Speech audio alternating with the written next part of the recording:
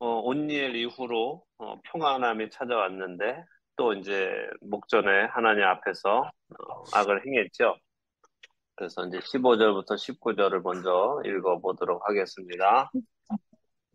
이스라엘 자손이 여호와께 부르짖음에 여호와께서 그들을 위하여 한 구원자를 세우셨으니 그는 곧 베냐민 사람 게라의 아들 왼손잡이 에훗이라. 이스라엘 자손이 그를 통하여 모압 왕 에글론에게 공물을 바칠 때에 에훗이 길이가 한 규빗 되는 좌우의 날성 칼을 만들어 그의 오른쪽 허벅지 옷 속에 차고 공물을 모압 왕 에글론에게 바쳤는데 에글론은 매우 비둔한 자였더라. 에훗이 공물 바치기를 마친 후에 공물을 메고 온 자들을 보내고 자기는 길갈 근처 돌 뜨는 곳에서부터 돌아와서 이르되 왕이여 내가 은밀한 일을 왕에게 아뢰려 하나이다 하니 왕이 명령하여 조용히 하라 하매 모셔선 자들이 다 물러간지라. 네, 자, 보죠. 이스라엘 자손이 어떻게 합니까? 15절에 보니까 여호와께 부르짖었다. 부르짖습니다. 부르짖었다는 건 무슨 의미예요? 회개했더니 회개했다. 어쨌든 잘못했다. 잘못했다. 예. 그래서 하나님께 도움을 구했다 하는 거죠. 네. 하나님께 도움을 구했습니다. 그랬더니 하나님께서 어떻게 하세요? 다시 구원자를 세워주시는데, 이번에는 누구예요? 베냐민 사람, 그죠? 게라의 아들, 왼손잡이 에훗이다. 이렇게 하셨습니다. 우리는 사실 이걸 봐도 이게 무슨 말인가? 별로 그렇게 다가오지 않죠. 근데 이거를 히브리어를 아는 사람들은 히브리어 원어로 볼 때는 이게 참 재미있는 말이 안에 들어있는 거죠. 왜냐하면은 자 베냐민 사람이에요. 베냐민 사람. 베냐민의 뜻이 뭐예요? 오른손잡이. 오른손의 아들. 아들. 벤이 이제 아들. 그다음에 야드가 손이고 야민 하면 오른손이란 말이에요. 오른손의 아들이라는 집안에서 왼손잡이가 나왔다. 그러니까 특이한 거죠. 근데 여기 이제 왼손잡이라는 단어를 우리가 이제 히브리어로 보면은 이런 의미예요. 오른손을 묶은 자 이런 뜻입니다.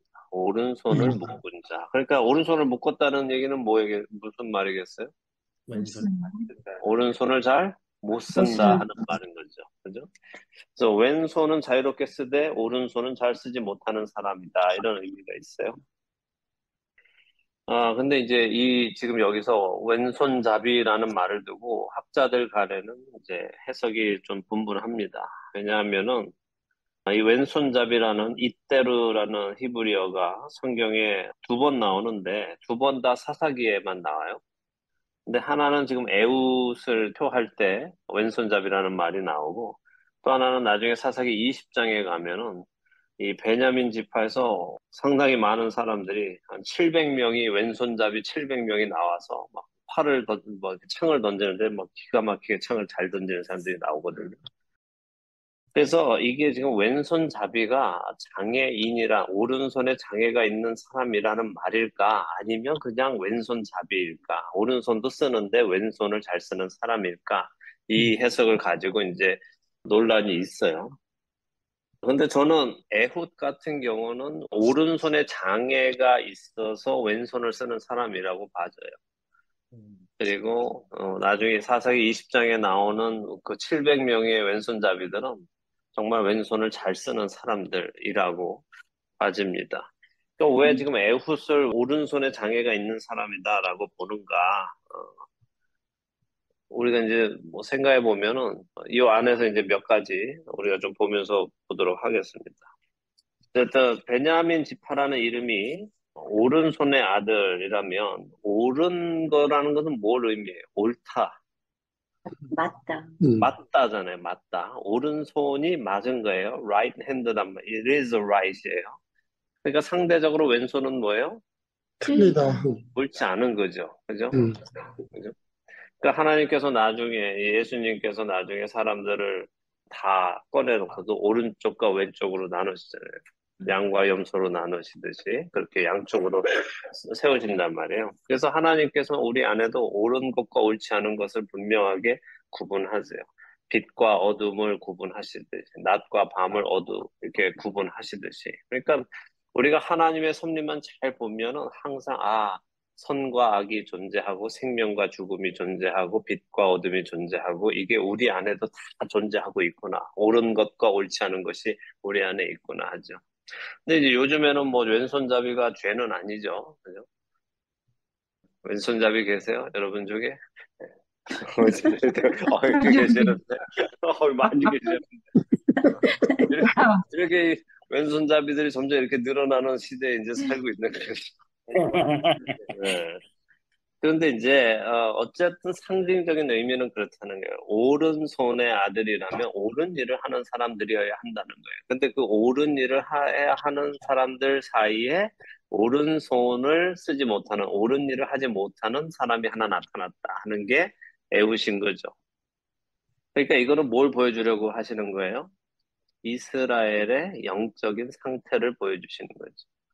왜냐하면 이스라엘은 하나님께서 세상 만민 중에 택하신 민족으로 하나님의 백성으로 옳은 일을 하도록 택하셨는데 이 옳은 일을 해야 하는 이 사람들이 왼손을 쓰는, 오른손은 제대로 쓰지 못하고 왼손을 쓰는 일이 하고 있었다 하는 것을 영적으로 보여주는 겁니다. 왼손잡이들은 시험 들지 마시고 들으세요. 예. 자, 그러니까 하나님의 백성인데 하나님의 백성으로 살지 못하는 모습을 보여주시는 거죠. 그러니까 오른손의 아들인데 오른손을 쓰지 못하는 모습으로 나타나는 겁니다. 그러니까 마치 룻기에 베들레헴에, 그죠? 베들레헴에 떡이 없다 그랬잖아요. 기근이 왔잖아요. 베들레헴은 뭐예요? 떡집이라는 뜻인데 떡집에 떡이 없다 하는 게 여기에 아이러니한 것처럼 오른손의 아들이 오른손을 쓰지 못하는 게 아이러니한 것. 하나님의 백성이 하나님의 백성답지 못하게 사는 것이 아이러니한 것을 지금 보여주는 겁니다. 자, 15절에 보면 이스라엘 자손이 곡물을 모압 왕 에글론에게 바쳤다 했죠. 근데 누구를 통해서 바쳤다? 에훗을 통해서 바쳤다 하는 거예요. 자, 곡물을 바치는 일은 어떻게 자랑스러운 일입니까? 기쁜 일입니까? 아주 치욕적인 일이고 비굴한 일이고 하죠. 네. 그 이스라엘 민족이 이 비굴한 일을 누구에게 맡겼겠는가? 장애가 있는 에훗에게 맡겼을 확률이 많다 하는 거죠. 자, 그리고 그가 좌우에 날선 칼을 만들어서 오른쪽 허벅지 옷 속에 차고 가는데 숨겨서 가는데, 자 보세요. 적의 왕한테 나가는 거예요. 그래도 에훗이란 사람이. 근데 한 나라에, 그러니까 이 지금 이스라엘을 다스리고 있는 점령국 왕한테 나가는데 아무나 그렇게 쉽게 나갈 수 있을까? 독대를 할 수 있을까? 쉽지 않은 일이죠. 근데 그 상대가 장애인이라면 굉장히 쉽다는 거죠. 우습게 본다. 아무 위험이 없다는 생각이 자연스럽게 든다는 거죠. 그래서 칼을 차고 가도 얘가 뭐 칼 가져왔을 거라는 이런 조사 자체를 안 하는 거죠. 근데 멀쩡한 사람이 간다면 아무래도 검사할 확률이 많죠. 네. 자, 그래서 이제 칼을 숨기고 가는데 그 한 규빗이죠. 한 18인치 정도 됩니다. 그래서 한 요 정도 되는 그런 길이에요. 그러니까 왼손으로 뽑으려고 이제 오른쪽 다리 밑에다가 싹 이렇게 숨겨가지고 종아리 같은 데다 이렇게 해서 일자로 걸어가면서 이렇게 해서 갔겠죠. 다리 사이즈로 해서. 자, 그런데 17절에 보니까 에글로는 어떤 사람이라고요? 매우 비둔한 자. 비둔한 자 그랬죠. 비둔한 자. 비둔한 자는 무슨 말입니까? 네. 엄청 뚱뚱한 사람이다 하는 얘기. 엄청 뚱뚱해요. 그래서 왜 이 사람이 뚱뚱한 이야기를 뭐하러 써놨을까요? 나를 그 칼로 찔렀는데 그 기름에 이렇게 기름이 옮겨 붙는 것을 앞으로 얘기하기 위해서. 예, 맞습니다. 이제 앞으로 일어날 일을 이해시켜주기 위해서 지금 미리 이렇게 써놓는 거예요. 18절에 에훗이 곡물을 바친 후에 나와서 가다가 곡물을 같이 메고 온 사람들은 보내죠. 그리고 자기는 다시 에글론에게 돌아갑니다.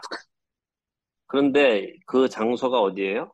길갈 근처. 예, 또 동네 이름은 길갈. 길갈이라는 동네 근처에 돌 뜨는 곳이죠. 자, 돌 뜨는 곳이 뭐예요? 돌. 그렇죠. 채석장이에요. 채석장. 돌 다듬는 곳이죠.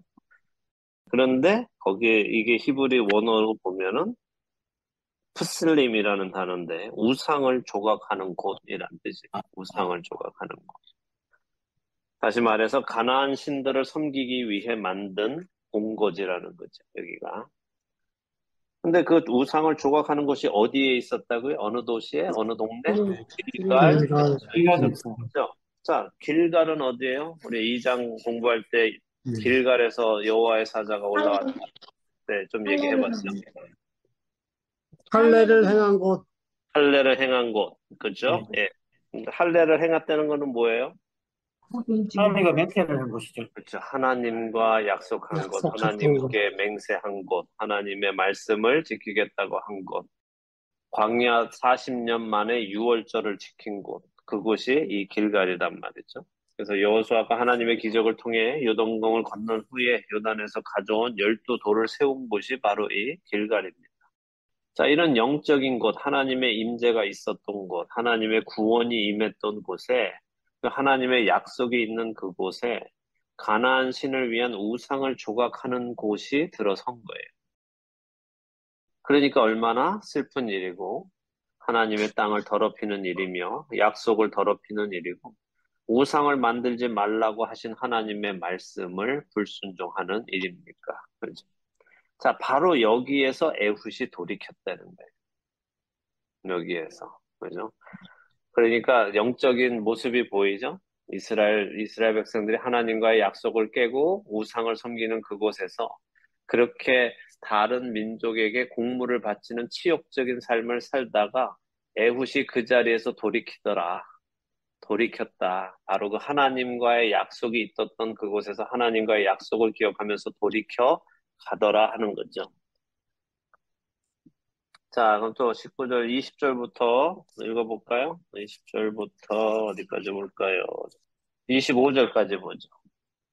에훗이 그에게로 들어가니 왕은 서늘한 다락방에 홀로 앉아 있는 중이라. 에훗이 이르되 내가 하나님의 명령을 받들어 왕에게 아랠 일이 있나이다 하매 왕이 그의 좌석에서 일어나니 에훗이 왼손을 뻗쳐 그의 오른쪽 허벅지 위에서 칼을 빼어 왕의 몸을 찌르매 칼자루도 나를 따라 들어가서 그 끝이 등 뒤까지 나갔고 그가 칼을 그의 몸에서 빼내지 아니하였으므로 기름이 칼날에 엉겼더라. 에훗이 현관에 나와서 다락문들을 뒤에서 닫아 잠그니라. 에훗이 나간 후에 왕의 신하들이 들어와서 다락문들이 잠겼음을 보고 이르되 왕이 분명히 서늘한 방에서 그의 발을 가리우신다 하고 그들이 오래 기다려도 왕이 다락문들을 열지 아니하는지라. 열쇠를 가지고 열어본즉 그들의 군주가 이미 땅에 엎드려져 죽었더라. 예, 예. 자, 에훗이 에글론을 만나러 이제 들어갑니다. 근데 그 들어간 곳이 어떤 곳이에요? 사람들이 접근하지 않는 개인 방, 그죠? 자, 에글론 앞에 나간 에훗이 이제 뭐라고 해요? 하나님, 네, 하나님이 하나님의 명령을 예, 받들어 명령을 받들어. 왕에게 아뢰 말이 있어. 그죠? 조용히 할 말씀이 있습니다. 그랬더니 그래? 그러면 딴 사람들 다 나가라. 이제 하고 마음 편하게 하나도 두렵지 않은 거죠. 걱정스럽지 않은 거죠. 에훗이 자기한테 뭐 어떻게 할 수 있을 거라는 생각이 전혀 없는 거예요. 일단 비도 나기도 하고 덩치로 봤을 때도 훨씬 자기가 컸을 거고 얘는 오른손도 못 쓰는 애니까 뭐 아무런 걱정 없이 그냥 그래 뭐야 하고서 이제 말을 하는 거죠. 자, 그렇게 하고 조용히 하라 하고 다 물러가니까 에훗이 그에게로 들어가니 왕은 어디요? 서늘한 다락방에 홀로 앉아 있는 중이라 그랬습니다. 그 혼자 있는 자기 혼자 거실에 그러니까 방을 만들어서 혼자서 잘 아주 시원하게 있는 거예요. 근데 에훗이 이르되 내가 하나님의 명령을 받들어 왕에게 아를 일이 있나이다 하매 왕이 그 좌석에서 일어나니 하죠. 이건 어떻게 한 거예요? 하나님의 이름이 갑자기 얘가 무슨 뭐 민족 중에 누가 지금 반란을 일으키려고 합니다. 뭐 이런 소식을 주려고 왔나 이렇게 들어보려고 했는데 갑자기 하나님께서 전하시는 말씀이 있습니다. 그러니까 뭐야 이 자식이 하면서 하나님 같은 소리 하면서 일어나는데 그때 어떻게 했다? 에봇이 칼을 꺼내서 에글론을 찔렀다. 근데 워낙 세게 찌르니까 훅 들어갔는데 또 워낙 뚱뚱하니까 쑥 집어넣으니까 철자로 칼이 찔러. 들어가서 안 보이는 거죠. 그냥 들어가서 안 보이는 거예요. 팔자루가 안 보일 정도로 그만큼 뚱뚱했다는 거죠. 18인치짜리가 다 들어갔다는 거예요. 근데 그 끝이 등 뒤까지 나갔다 이렇게 되어 있어요. 네. 근데 이거를 원어로 보면 어떻게 되어 있냐면 배설물이 나왔다 이렇게 되어 있어요. 좀 더 와닿게 표현하면 뭐예요? 그러니까 에웃이 찌르니까 놀래서. 확 풀어지면서 그냥 똥을 싼 거죠. 네. 다 싸버린 거예요.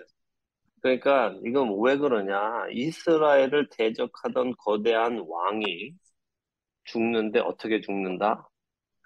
아주 지저분하게 죽는다. 아주 지저분하게 냄새 풍기면서 죽는다 하는 걸 보여주는 거죠. 자, 그래서 에웃은 에글론을 죽인 후에 어떻게 해요? 에글론이 있는 방의 문을 뒤에서 잠그고 자기는 나갔어요. 그러니까 잠궈놨으니까 밖에서는 못 들어오는 거죠. 그러니까 에웃이 가고 나니까 왕의 신하들이 왕한테 갔는데 문은 잠겨 있는데 지금 어떤 냄새가 나겠어요? 생냄새. 네. 냄새가 막 진동을 할 거 아닙니까? 음, 막 진동을 하고. 그러니까 이 부하들이 뭐라고 해요? 신하들이? 왕이 분명히 서늘한 방에서 그의 발을 가리우신다 하죠. 자, 발을 가리운다가 무슨 표현이에요? 예, 사람들이 내병 본다. 본다 그 얘기잖아요. 이 이스라엘 사람들의 문화 안에서 발을 가리운다. 그러니까 발을 어떻게 가려? 바지를 내리니까 발이 가리워지는 거죠. 다리가 가리워지잖아요. 그러니까, 아, 근데 왕께서 똥 싸신다 이렇게 말 못하니까 왕께서 다리를 가리우시는구나. 아, 냄새가 지독한 거 보니까 오늘 뭐 많이 드셨나 보구나. 이제 이러면서 문을 열고 안 들어가게 된 거죠. 아무 소리도 없었으면 왕이시여 뭐 이렇게 막 문을 두드렸을 거 아니에요. 근데 왕이 대답이 없으면 무슨 일이지 하고 막 얼른 열고 들어갔을 텐데 딱 갔는데 냄새가 나니까 분명히 왕께서 여기서 큰 일을 보고 계시는구나. 그래서 그러면 일 다 편안하게 보실 때까지 우리는 그냥 가만히 있자 하고서 계속 기다리고 있는 거죠. 그동안 에훗은 거기를 안전하게 피할 수 있었다는 거예요. 도망갈 수 있었다는 거예요. 그죠? 이 발을 가리운다 이 표현은 나중에 사무엘에서 사울 왕이 다윗을 쫓다가 동굴에 들어가서 발을 가리우는다. 그때 이제 다윗이 그 옷자락을 이렇게 벤다 할 때 거기도 나오는 표현이에요. 네. 자, 근데 이제 신하들이 계속 기다리는데 아무리 기다려도 안 나오죠. 오늘 너무 변비도 아니고 냄새가 이 정도로 나는데 너무 오래 싸시네 하면서 이상하다 해서 한번 보자 해서 키를 가져다가 문을 열고 보니까 어떻게 되었다? 죽었다.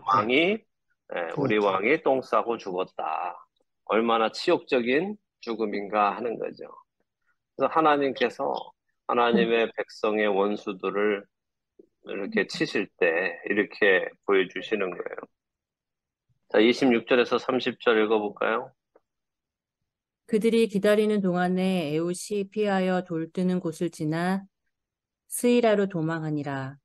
그가 이르러 에브라임 산지에서 나팔을 불매 이스라엘 자손이 산지에서 그를 따라 내려오니 에웃이 앞서가며 그들에게 이르되 나를 따르라 여호와께서 너희의 원수들인 모압을 너희의 손에 넘겨주셨느니라 하매 무리가 에웃을 따라 내려가 모압 맞은편 요단강 나루를 장악하여 한 사람도 건너지 못하게 하였고 그때 모압 사람 약 10,000명을 죽였으니 모두 장사요 모두 용사라 한 사람도 도망하지 못하였더라. 그날의 모압이 이스라엘 수하에 굴복함에 그 땅이 80년 동안 평온하였더라. 네.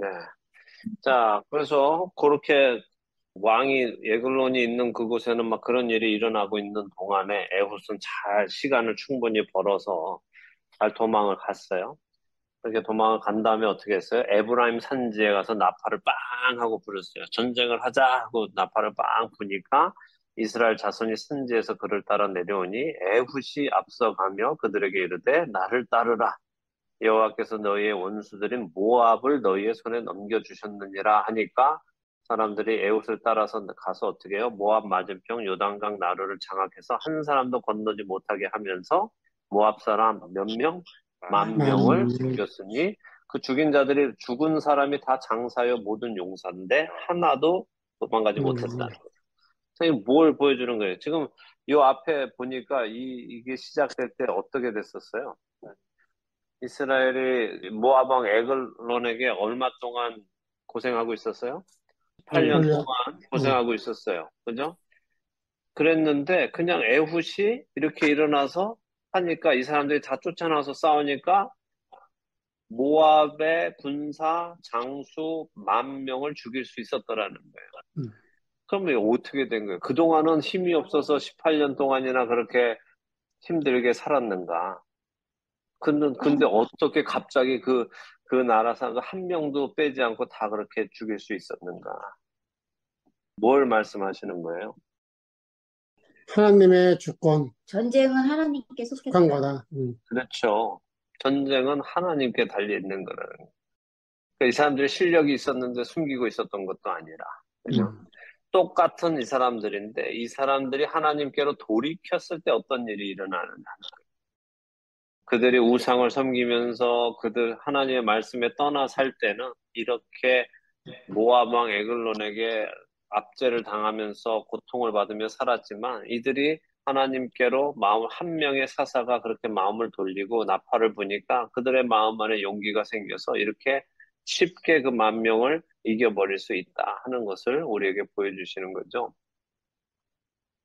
자, 그래서 그날에 모압이 이스라엘 수하에 굴복함에 그 땅이 80년 동안 평온하더라 하는 거예요. 엄청난 거죠. 자, 그러면 앞에서 봤던 사사, 먼저 온니엘 사사가 있었죠. 온니엘은 사사로 쓰임 받았을 때가 몇 살쯤 됐었을 거라고 말씀드렸어요? 80세? 80세 정도 됐을 거라고 말씀드렸죠. 그러니까 그가 온니엘이 젊었을 때 쓰임 받은 게 아니라, 물론 그때도 이제 전쟁에 쓰임 받았지만 그가 사사로 세워져서 쓰임 받은 것은 그가 몇 살 때? 80대. 80세. 그러니까 이제 생각해 보세요. 지금 저희 아버지가 갑자기 말을 타고 나와서 여러분 전부 나를 따르라 이러고 내가 앞장선다 이러고 막 전쟁에 나가면은 여러분들 어떻게 생각하시겠어요? 장로님, 장로님 집에 계세요. 저희가 나가겠습니다. 왜 그러세요? 막 하실 거 아니에요, 그죠? 그렇죠. 장로님 마음은 알겠지만 예, 저희가 하겠습니다. 이렇게 할 텐데 온니엘은 그랬단 말이죠. 그러니까 뭘 보여주는 거냐 하면 하나님께서 이스라엘 백성, 이 사사기를 읽는 사람, 당시에 제일 먼저 이 사사기를 읽는 사람, 그리고 사사기 시대에 하나님께서 말하려는 사람은 누구냐면 이스라엘에서 사람, 남자라고 말하면은 누구예요? 전쟁에 나갈 수 있는 남성을 뜻하잖아요, 항상. 그러니까 일반 남성, 전쟁에 나갈 수 있는 사람, 남자, 그 숫자를 셀 때 그를 세는데 하나님께서 온니엘을 통해서 보여주시고자 하는 것은 뭐냐? 너희가 나의 말에 순종만 한다면 내가 이렇게 80세 된 노인을 데리고도 너희들을 구원할 수 있다는 거예요.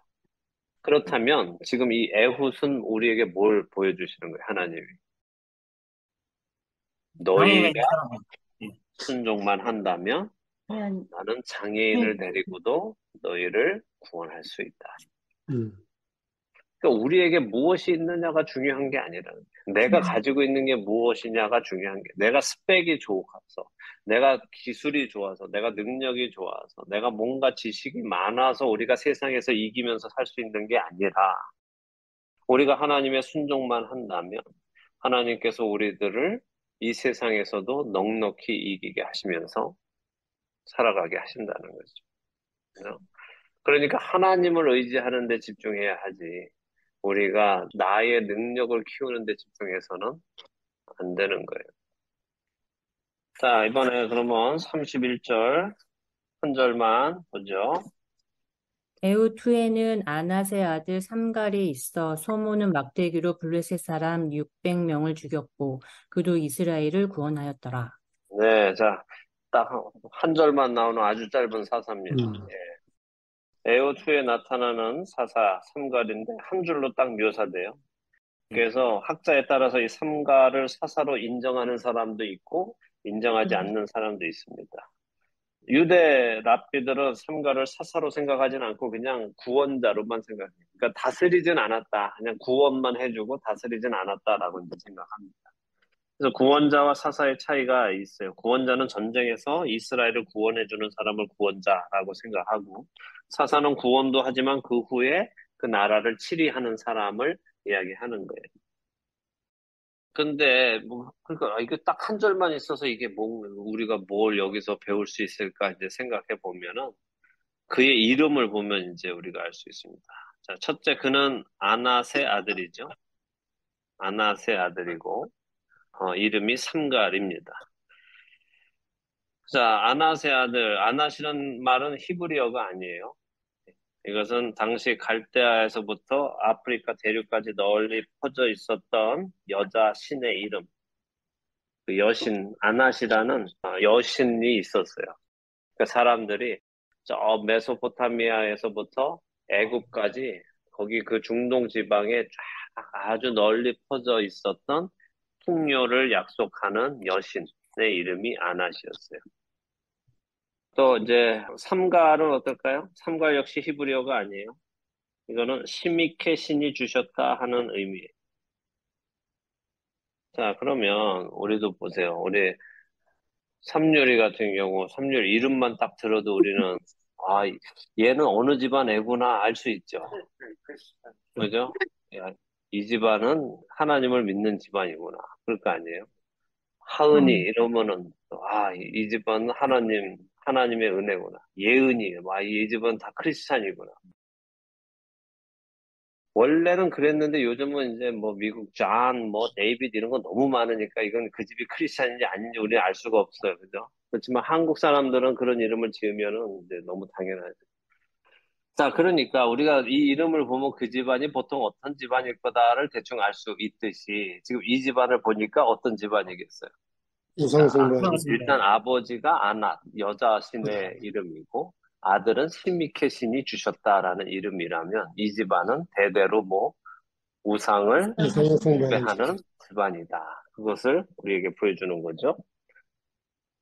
자, 그러면 이스라엘의 영적인 타락이 있다는 이야기고 삼갈의 집안은 다른 신을 섬기는 집안이었던 거죠. 그러니까 삼갈은 우리가 생각하면 어떤 하나님의 입장에서 하나님의 백성의 입장에서 보면 부끄러운 집안 출신인 거예요. 우상을 섬겼으니까. 자, 그런 때에 삼갈이 소모는 막대기 하나 가지고 블레셋 사람 600명을 죽이고 이스라엘을 구원했다 하죠. 자, 그러니까 삼갈의 이야기는 많지는 않아요. 근데 이제 나중에 우리가 5장 볼 때 보면은 드보라가 이제 전쟁에 승리하고 노래를 할 때 삼갈 이야기를 거기다 해요. 5장 6절에 보면 아낫의 아들 삼갈의 날에 하면서 또는 야알의 날에는 대로가 비었고 길의 행인들은 오솔길로 다녔더다 이렇게 사사기 5장 6절에 이야기를 합니다. 그러니까 다시 말하면 블레셋 사람들이 이스라엘을 침략해서 사람들을 압제했을 때였고 그래서 사람들이 큰 길 다니기를 두려워하던 때였다 그 의미예요.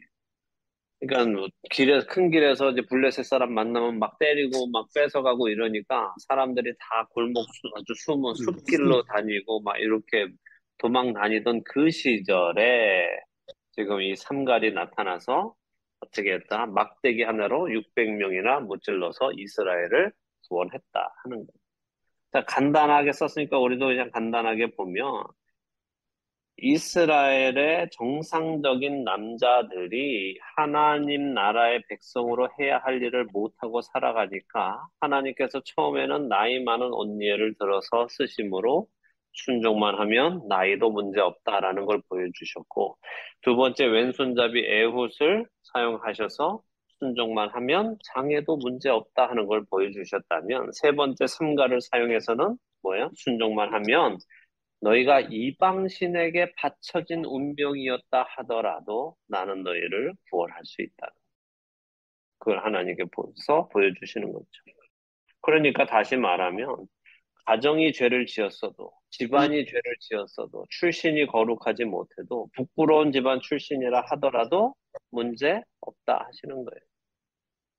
자, 우리도 사실 다 다른 신에게 바쳐진 집안에서 난 거잖아요. 여러분들이 뭐 우리 집안은 2대입니다, 3대입니다, 4대입니다 아무리 한다 하더라도 그 전에는 다른 거였잖아요. 그 전에는.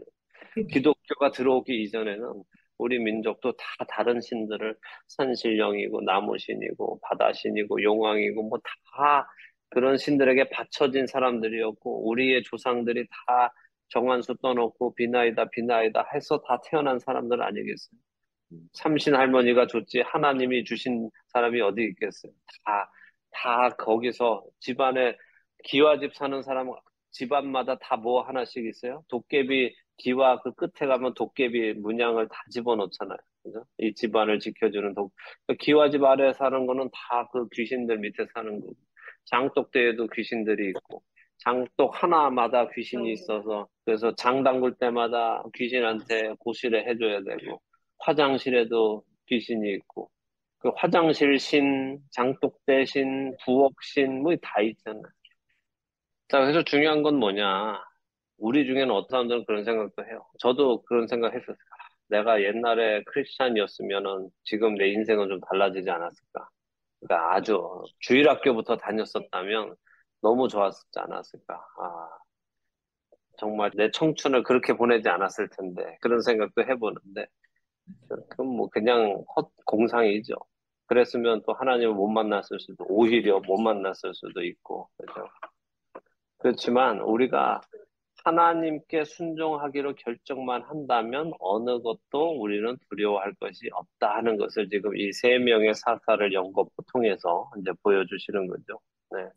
그래서 이제 4장에 가면 또 누가 나와요? 이제 드보라가 나와요.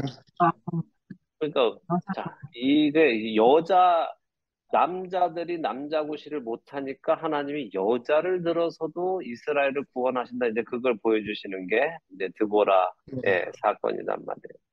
그러니까 이것도 분명히 여러분 생각하셔야 돼요. 드보라를 보면서 봐라. 하나님이 여자도 쓰시지 않냐. 여자도 사사할 수 있다. 그렇게 하시면 안 되는 거예요. 그거는 옳은 방법이 아닌 거예요. 남자들이 하도 남자처럼 못 사니까 하나님이 여자를 들어서 쓰시면서도 보여주셨다 하는 것은 여자가 남자들 위에 리더가 되어도 된다 그 말씀을 하시는 건 아닌 거예요. 그죠? 어쨌든 오늘은 뭐, 예, 여기까지 보도록 하고 다음 주에 우리 이제 사장 드보라 이 얘기를 좀 더 자세하게 보도록 하고요. 그러니까 그것만 기억하시면 돼요. 주님 안에서는 나이도 상관없고 나에게 있는 장애도 상관없고 그냥 내 집안이 내 출신이 어떤 것도 상관없다는 거예요. 내가 주님을 찾고자만 한다면 주님께 가고자만 한다면 하나님은 그런 우리들을 사용하셔서도 나라를 구원하실 수 있고 민족을 구원하실 수 있다. 큰 꿈을 꾸시기 바랍니다.